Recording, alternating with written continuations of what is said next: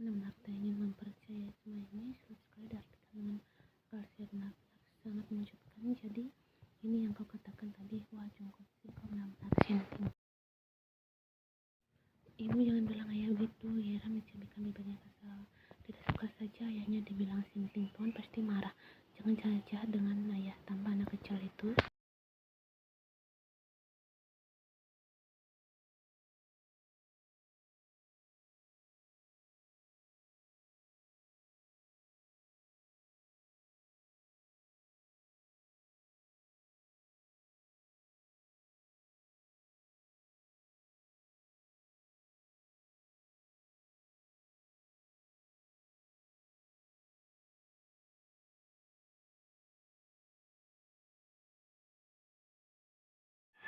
Dia benar-benar kesal sekarang dengan sekali menampar wajah tampan Jungkook. Bella, sudah cukup, katakan padaku untuk apa aku membeli rumah ini.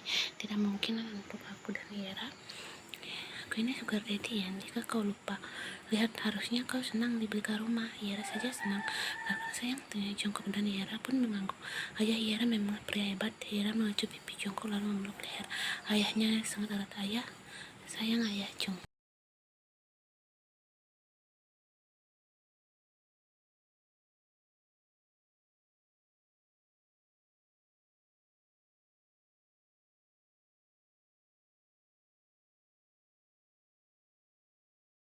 Rumah mewah itu harganya pasti tidak main-main. Bayangkan saja, di dalam halaman rumah terdapat satu lapangan golf dan juga asrama para pelayan serta sebuah pavilion. Bahkan ini lebih mewah dari rumah Taehyung yang pernah ia tempati dulu. Terakhir, keamanan di sini tentu sangat luar biasa sempurna. Nah, meski tidak seperti yang ada di apartemen Jong. Nyonya, panggil seseorang. Suaranya dari arah belakang. Suara itu Ian seperti mengenalnya, pun Ian segera berbalik dan menemukan kepala pelayan yang dulu bekerja untuknya, Im Yuna, bersama pelayan-pelayan yang dulu pernah bekerja untuknya. Mereka sangat setia. Kali ini Ian aku sangat terharu dengan kejutan yang Jungkook berikan.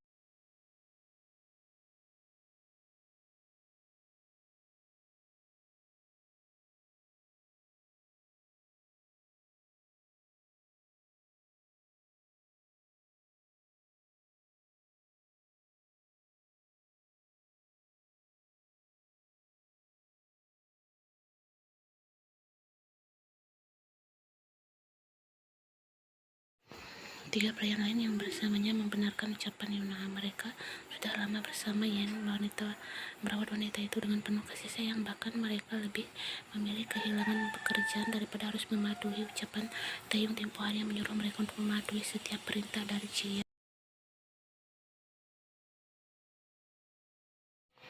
Beberapa menit kemudian Yen menarik dirinya. Di lengan jas Jungkook terdapat ingus dan juga air mata. Jika orang lain mereka pasti akan merasa jijik, tapi berbeda dengan Jungkook yang tersenyum bangga.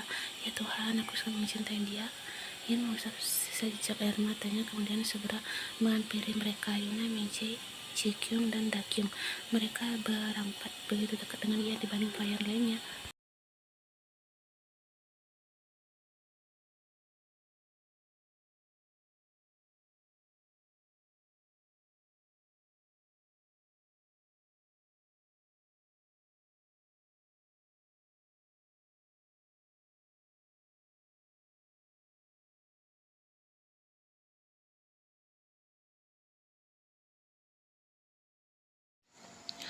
Han Minji mengangguk paham tanpa menunggu lama. Dia segera menghampiri ayah dari anak itu. Minji mengucapkan sesuatu mereka dan sedetik kemudian Yan bisa melihat Yera sudah berpindah dalam gendongan Minji. Ya, Nyonya Karen bisa mendapatkan pada seperti Tuan John. Sudah tampan, kaya, romantis, penyayang lagi. Dakyung melihat benar ketika mengatakan itu. Mereka tahu siapa Jungkook, jadi tak heran jika pujiannya terkesan melebih-lebihkan.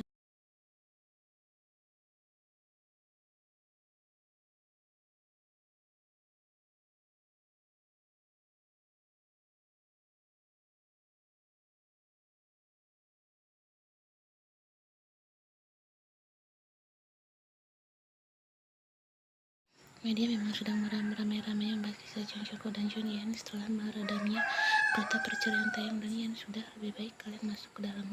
Ada yang ingin aku bicarakan dengan Nyonya. Kedua gadis itu mengangguk dan langsung pergi meninggalkan ketiga orang itu, Yan, Yuna, dan Jungkook.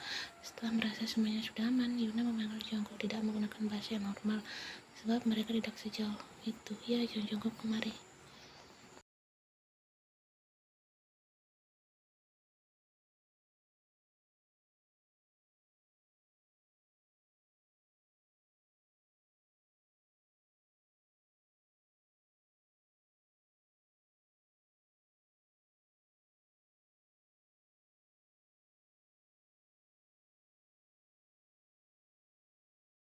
Untuk sesaat ia hanya berperan sebagai pengamat yang baik, tidak tahu harus bereaksi seperti apa. Ini telah mengejutkan. Jongkok Dayuna adalah sepasang adik kakak sepupu. Itu berarti adik Ian membulat sempurna. Kalian ingat kejadian 5 tahun yang lalu, di mana Jongkok masuk ke dalam kamarnya tanpa tertangkap sedikit pun. Hentikan, Ian memakai suaranya terdengar nyaring hingga membuat kedua orang itu terdiam. Jangan bilang dulu kalian pernah bekerja sama. Jongkok, ingat kau pernah masuk ke kamarku.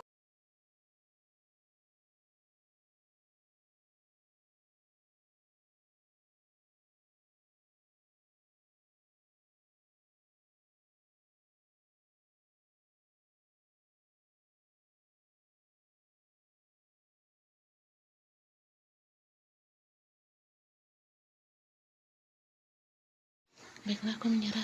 Aku akan ceritakan, tapi dengan satu syarat, ucap Jongkok sedikit bernegosiasi. Ian mulai nafas lelah. Syarat apalagi, Jongkok? Per kalimat harus dihadiahi dengan satu cuman, jadi kau harus mencium sama aku menjelaskannya. Bagaimana? Bodoh, aku tak peduli dasar pria brengsek. Pria brengsek ini adalah calon suamimu. Setelah melewati hari yang panjang, Ian akhirnya memilih untuk beristirahat bersama dengan Hera dan juga Jongkok. Pria itu meminta kamar utama di tempat yang mereka bertiga. Ian sudah menolak. Dia merasa bahwa harusnya ia tidak boleh terjadi, tapi Jongkok tetaplah Jongkok.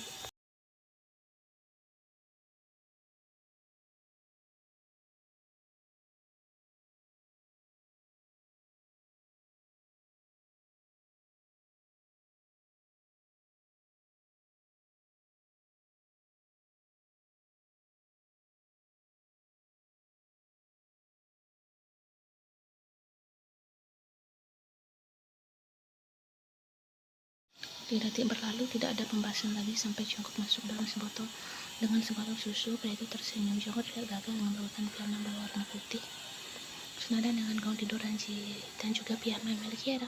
Oke, untuk satu itu Jongkok bertanya khusus, ingin mereka semua terlihat kompak, terutama pakaian. Jongkok suka barang-barang kapal.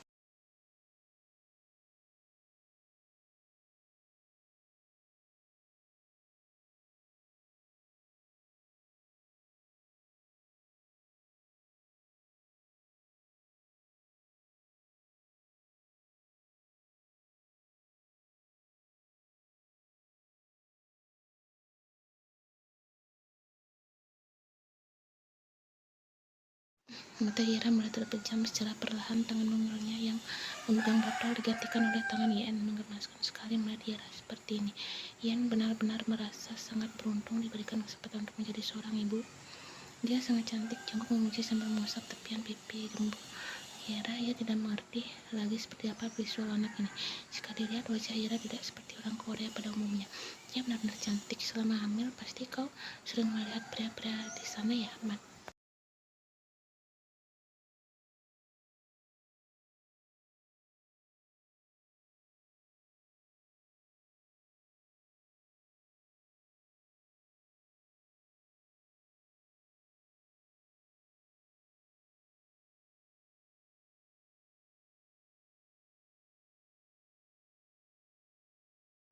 Jongkok pikir tidak salah lagi dia diberikan anugerah kepintaran, jadi dia bisa melakukan apapun tidak dipikirkan orang lain. Padahal kejadian tempo hari, Jongkok Api pernah bekerja sama dengan Yona. Saat itu, Jongkok dalam perjalanan pulang, dia tak sengaja bertemu dengan sepupunya. Sejauh ini, Jongkok memang mengetahui pekerjaan Yona, padahal kedua orang tua Yona tidak semiskin itu. Tapi sampai putra mereka bekerja sebagai orang.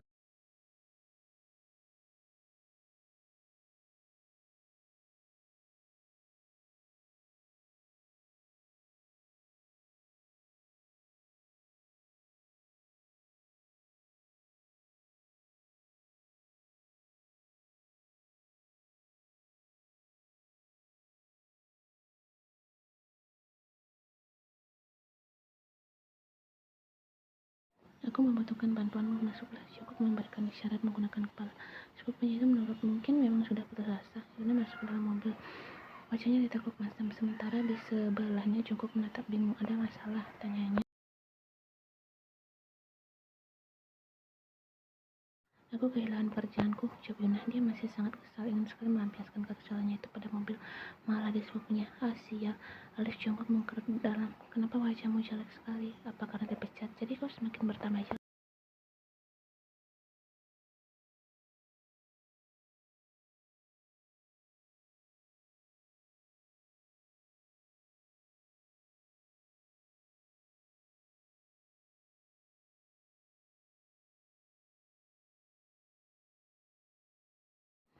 Untuk sesaat Yuna mulai tergiur.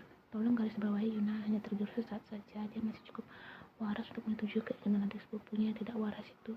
Memangnya kerjasama seperti apa? Tanya Yuna hati-hati. Tatapannya terlihat sangat curiga. Coba mendekatkan dirinya untuk berbisik di telinga Yuna. Aku ingin nyonyamu, ya, dia nyonya besar di tempat kau kerja kan. Aku ingin dia. Dialah yang benar saja. Yuna hampir memukul kepala jongkok. Jika tak ingat mereka sedang di pinggir jalan.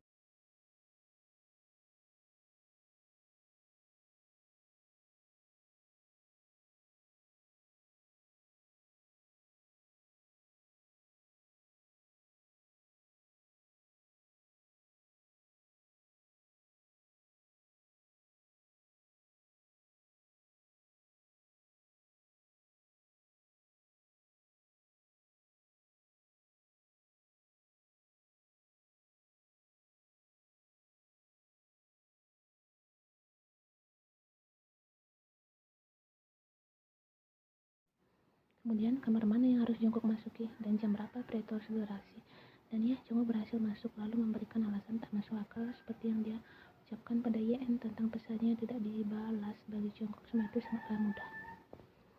Jongkok tersadar dari lamunannya ketika mendengar dengkuran halus dari bibir Yan. Jongkok terlalu tenggelam dalam lamunannya hingga tidak sadar Yan sudah menjemput alam mimpi. Entah kenapa Jongkok merasa tenang dan melihat Yan dan juga Yera. Keduanya paling berharga dalam kehidupan Jongkok. Mustahil jika suatu saat nanti dia menyesal.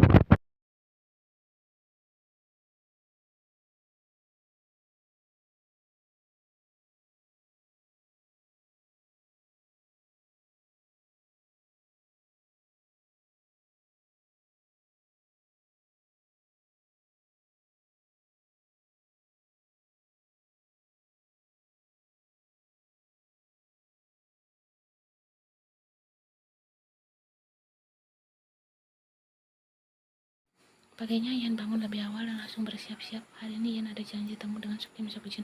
Mereka sudah membicarakannya kemarin siang. Sukjin menelpon Yan tepat ketika dia mengetahui perceraian wanita itu dengan Taehyung.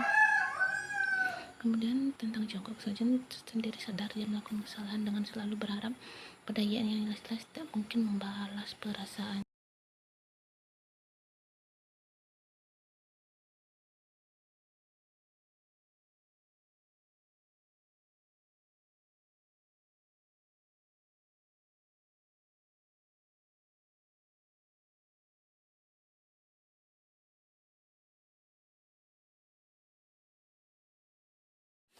Setelah memastikan semua aman, yang segera masuk ke dalam mobil. Sukjin tak lupa memakai sabuk pengaman untuk melindungi diri. Penting bagi semua pengguna kendaraan pada roda 4 itu.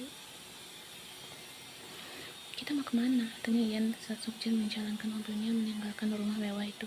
Aku ingin mengajakmu ke nonton tower. Kau ingat dulu kita pernah ke sana untuk melihat matahari terbit?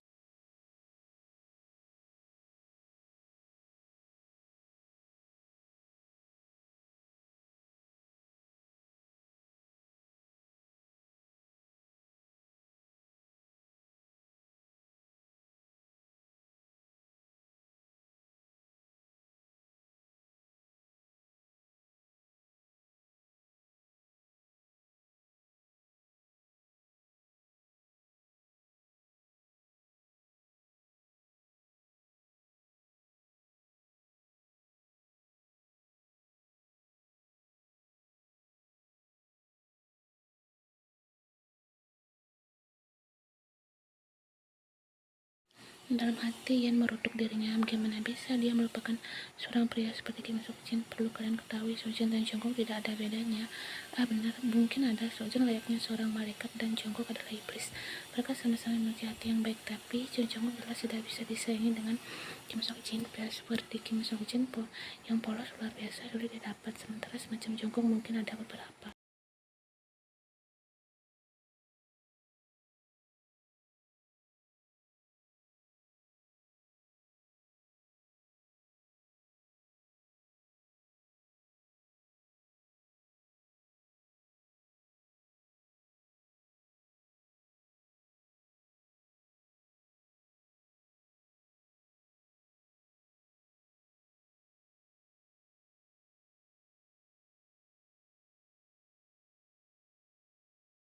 Ini pakai masker dan topinya, pastikan orang-orang dia tidak akan mengenalmu. Sojin menggunakan topi dan masker warna hitam yang dia beli tadi malam saat pergi ke pusat perbelanjaan. Sojin ingat mau bertemu Yan pun Sojin juga tidak bahkan bagaimana posisi Yan sekarang. Banyak orang ingin mengusir kehidupannya. Usai menggunakan itu, Yan segera keluar. Tidak ada yang aneh di sini. Orang-orang sibuk dengan aktivitas mereka sembari menunggu cahaya matahari terbit.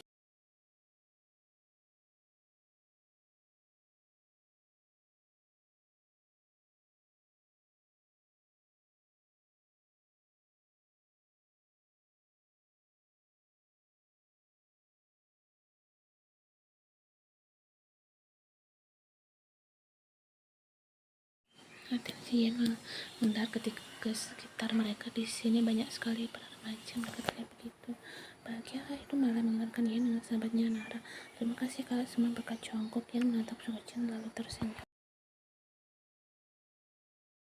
Sumpah, meskipun Sojin tidak melihat seperti apa senyuman Yan, tapi dia dapat menebak jika Yan sangat cantik, manis.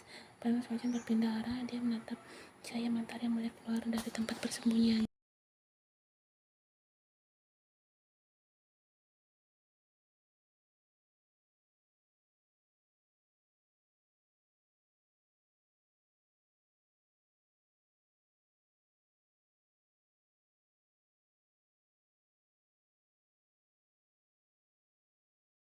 Yan melah nafasnya pelan sembari menikmati siraman cahaya mentari pagi. Ketahuan ya, Asia. Padahal aku sudah mencoba untuk menyembunyikannya. Bagus, Yan baru saja mengatakan hati Sojin untuk kesekian kalinya. Yan seperti menegaskan pada Sojin untuk mundur saja, karena hubungan mereka tidak bisa lebih dari seorang kakak dan adik.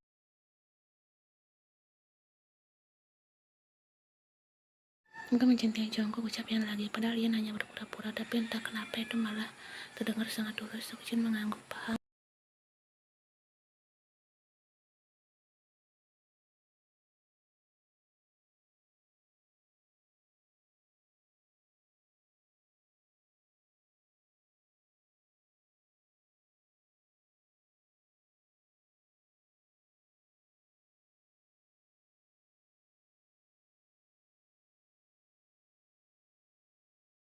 Berhenti mencintaiku, Kak. Kau akan kecewa. Tidak seharusnya kakak berharap padaku. Yan mengalihkan pandangannya. Dia menatap wajah tampan Sojin diserami cahaya mentari. Jujur saja, Sojin sangat tampan, dan Yan rasa mereka tak cocok untuk bersama. Carilah wanita yang lebih baik dari.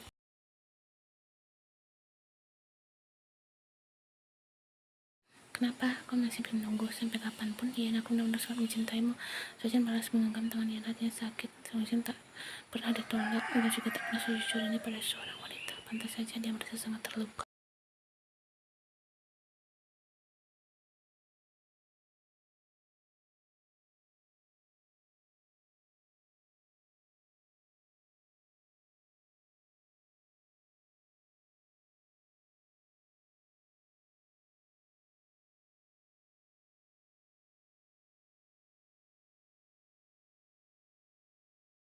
Maaf Kak, aku tak bisa. Genggaman Sojin terlepas bersamaan dengan hatinya yang merasa disayat membiru.